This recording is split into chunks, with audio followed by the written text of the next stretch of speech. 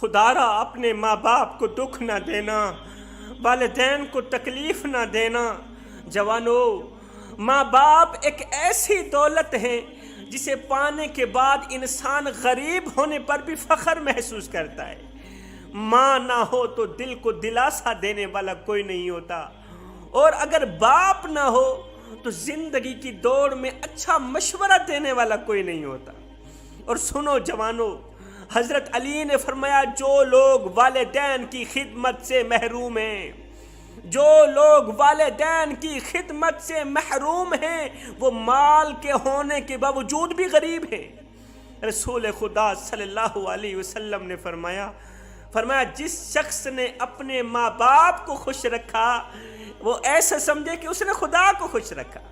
جس شخص نے اپنے والدین کو خوش کیا اس نے خدا کو خوش کیا۔ جوانو آؤ، میں تمہیں بوڑھی ماں سے صرف محبت نہیں مودت کرنے والے نوجوان کی سچی کہانی سناتا ہوں۔ عرب کی عدالت نے اپنی تاریخ میں ایک ایسا عجیب و غریب مقدمہ دیکھا ہے جو کہ اس سے پہلے کبھی نہیں دیکھا تھا۔ ایک شخص تھا جس کا نام حیزان تھا، عرب کی عدالت میں بیٹھے زاروں قطار خون کے آنسو روتے ہوئے، عرب کی عدالت میں بیٹھے زاروں قطار خون کے آنسو روتے ہوئے ایک شخص نے کہا، لوگو میں مارا گیا، لوگو میں لوٹا گیا، میں ناکام ہو گیا، میں تباہ ہو گیا، میں برباد ہو گیا۔ آخر کس بات نے اسے رونے پر مجبور کیا؟ کس بات نے اسے اس قدر چلانے پر مجبور کیا؟ یہ قصہ کوئی تصوراتی نہیں ہے بلکہ یہ سچا اور حقیقت پر مبنی قصہ ہے۔ حیزان نام کا ایک شخص تھا جو کہ اپنی ماں سے بڑا ہی پیار کیا کرتا تھا۔ اکیلا ہونے کی وجہ سے وہ اپنا سارا وقت اپنی ماں کی خدمت میں صرف کرتا تھا۔ وہ ماں سے بڑا ہی پیار کرتا تھا، ماں سے بڑی محبت کیا کرتا تھا۔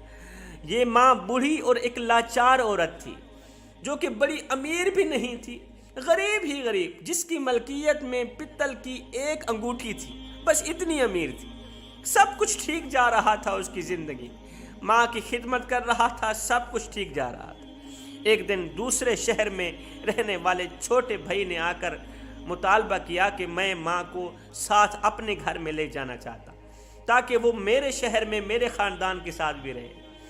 حیزان کو اپنے چھوٹے بھائی کا آنا اس طرح آ کر ماں کو شہر لے جانے کا ارادہ ایسے لگا جیسے اس کے اوپر کوئی پہاڑ ٹوٹ پڑا ہے، کیونکہ حیزان تو اپنی ماں سے دل و جان سے محبت کیا کرتا تھا، اس کی خدمت کے بغیر نہیں رہ سکتا تھا۔ اس نے اپنے چھوٹے بھائی کو سختی سے منع کیا کہ وہ ایسا ہرگز نہیں ہونے دے۔ چھوٹے بھائی کو کہنے لگا، میرے بھائی، الحمدللہ میرے اندر اتنی ہمت ہے کہ میں اپنی ماں کی مکمل دیکھ بھال کر سکتا ہوں۔ دونوں بھائیوں کے درمیان جب تکرار زیادہ بڑھا، چھوٹا بھائی کہتا ہے میں اپنی ماں کی خدمت کرنا چاہتا ہوں، بڑا بھائی کہتا ہے میں پہلے سے کر رہا ہوں، میں ابھی تک تھکا نہیں ہوں۔ جب لڑائی زیادہ بڑھی، جب تکرار زیادہ بڑھا تو معاملہ عدالت میں چلا گیا۔ دونوں بھائیوں نے اپنا اپنا موقف پیش کیا۔ عدالت پیشیوں پر پیشیاں دینے کے بعد حتمی نتیجے پر پہنچی۔ مقدمے کی طوالت سے تنگ آ کر عدالت کہنے لگی آئندہ والی پیشی میں اپنی ماں کو بھی ساتھ لے کر آنا۔ جب مقدمے کی طوالت سے تنگ آئی نا تو عدالت نے دونوں بھائیوں کو مخاطب کر کے کہا کہ آئندہ والی پیشی میں اپنی ماں کو بھی ساتھ لے کر آنا، تمہارا مقدمہ ختم کرتے، حتمی فیصلہ کرتے۔ اگلی پیشی پر یہ دونوں بھائی اپنی ماں کو ساتھ لے کر عدالت پہنچے۔ ماں کیا تھی؟ محض ہڈیوں کا ایک ڈھانچہ تھی۔ اللہ اکبر، ہڈیوں کا ایک ڈھانچہ تھا۔ قاضی صاحب نے بڑھیا سے پوچھا، بڑھیا کیا تو جانتی ہے کہ تیرے دونوں بیٹوں کے درمیان خدمت کا تنازع چل رہا ہے، دونوں چاہتے ہیں کہ دونوں آپ کو اپنے پاس رکھیں، ایسی صورتحال میں آپ کس کے ساتھ رہنا پسند کریں؟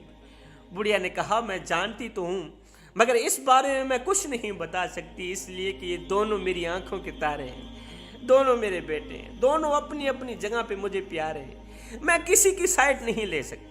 اب عدالت نے کیا کیا، چھوٹے بھائی کی جو بہت ہی زیادہ امیر تھا بڑے بھائی سے، چھوٹے بھائی کی مالی حالت کو مد نظر رکھتے ہوئے چونکہ حیزان کا چھوٹا بھائی امیر تھا اور حیزان غریب تھا، عدالت نے مقدمے کا فیصلہ چھوٹے بھائی کے حق میں کر دیا۔ چھوٹا بھائی ماں کو لے کر گھر کی طرف چل دیا۔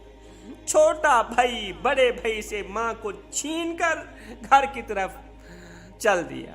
جب ماں کے نوکر نے، حیزان نے ماں کو اپنے سے الگ تھلگ جاتا دیکھا تو زمین پر بیٹھ کر خون کے آنسو بہا کر کہنے لگا، لوگو میں مارا گیا، میں لوٹا گیا، مجھ سے میری ماں چھینی گئی۔ لوگو میرے بھائی کو جا کر کہو او نادان میری زندگی کی ساری جمع پونجی لے لے، میری زندگی کی ساری جمع پونجی لے لے، میرے پاس جتنی دولت ہے، جتنا پیسہ ہے، میرے پاس گاڑیاں ہیں، میرا بنگلہ ہے، سب کچھ لے لے، ایک مجھے میری ماں دے دے، ایک مجھے میری ماں دے دے، مجھے میری ماں کی خدمت سے محروم نہ کرو نادان۔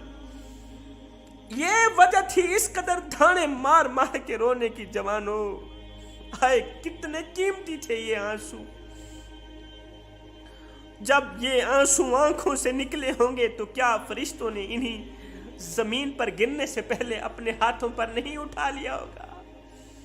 ماں کی دعا انسان کو عزت کے فرش سے اٹھا کر خدا کے عرش تک لے جاتی ہے۔ اور سنو جوانوں، عبادت اس مقام تک نہیں پہنچاتی، نماز، روزہ، حج، زکوٰۃ اس مقام تک نہیں پہنچا سکتے جہاں بوڑھے والدین کی خدمت پہنچا سکتی ہے۔ حضرت امام باقر رضی اللہ تعالیٰ عنہ نے فرمایا 3 چیزیں ایسی ہیں جنہیں ترک کرنے کی اللہ تعالیٰ نے کسی کو بھی اجازت نہیں دی۔ 3 چیزیں ایسی ہیں جنہیں ترک کرنے کی اللہ تعالیٰ نے کسی کو بھی اجازت نہیں دی۔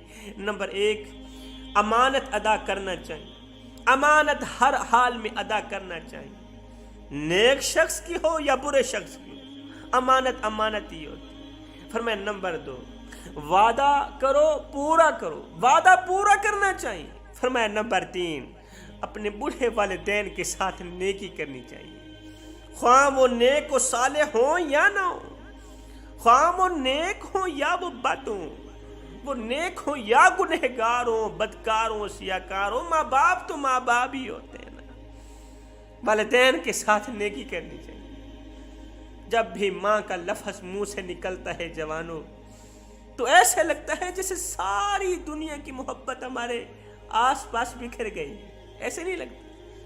جیسے کڑی دھوپ میں سایہ مل گیا، ایسا لگتا ہے کہ جیسے ہر مشکل سے آزادی مل گئی۔ جب ہم نے دنیا میں آنکھ کھولی تو جس ہستی نے ہمیں سب سے پہلے گلے لگایا اور ہماری پیشانی پر محبت بھرا بوسہ دیا، سب سے پہلے جس ہستی نے، وہ ہستی کوئی اور نہیں ہے، وہ ماں ہے۔ اس کے بعد جب ہم تھوڑے بڑے ہوئے تو ہمیں چلنا سکھایا، بولنا سکھایا۔ تو جب ہم نے اپنی توتلی زبان سے پہلی بار ماں کا لفظ پکارا تھا نا، اپنی توتلی زبان سے جب ہم نے پہلی بار اماں کہا تھا تو ماں ایسے خوش ہوئی جیسے ہم نے اسے دنیا کی سب سے بڑی خوشی دے دی ہو۔ میں دعا کرتا ہوں مالک ہمیں دل سے والدین کی خدمت کرنے کی توفیق